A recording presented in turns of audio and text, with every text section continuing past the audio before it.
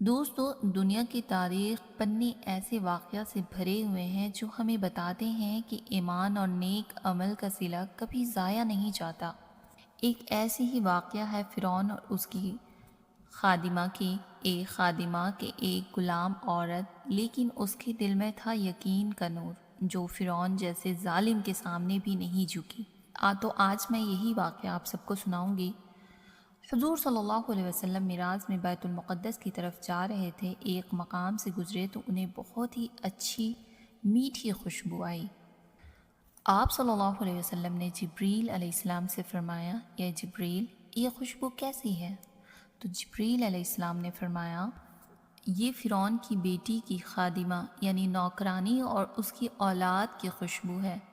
تو حضور صلی اللہ علیہ وسلم نے پوچھا، یہ کیسے؟ تو جبرائیل علیہ السلام نے فرمایا، ایک دن جب وہ خادمہ فرعون کی بیٹی کے بال بنا رہی تھی تو اچانک کنگھی اس کے ہاتھ سے گر گئی۔ اس کے منہ سے کنگھی اٹھاتے وقت نکل گیا بسم اللہ۔ فرعون کی بیٹی غصے سے بولی، تم میرے باپ کا نام لے رہی ہے؟ خادمہ نے سکون سے کہا، نہیں، میں اس اللہ کا نام لے رہی ہوں جو تیرے اور تیرے باپ دونوں کا رب ہے۔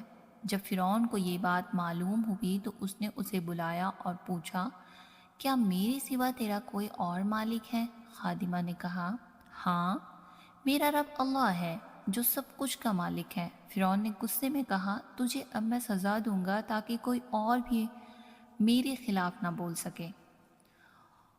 اس نے حکم دیا، ایک دیگ میں تیل ابالا جائے، یعنی ایک بہت بڑی کڑاہی میں تیل ابالی جائے، اور پھر کہا، اپنے بچوں کو میرے سامنے لا۔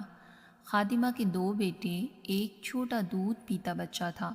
فرعون نے اس کے سامنے پہلے بڑے بیٹے کو کھولتے ہوئے تیل میں ڈال دیا۔ وہ صبر کرتی رہی، پھر دوسرا بچہ ڈال دیا گیا، پھر بھی اس کے لبوں سے صرف یہ نکلتا رہا، اِنَّ لِلَّهِ وَإِنَّ إِلَيْهِ راجعون۔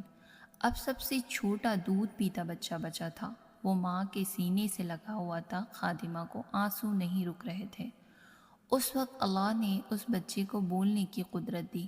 بچہ بولا، امی صبر کرو، ہم دونوں کے لیے جنت تیار ہے۔ یہ سن کر اس نے اپنے بچے کو بھی ابلتے ہوئے تیل میں ڈال دیا اور پھر خود بھی اس کے پیچھے چلی گئی۔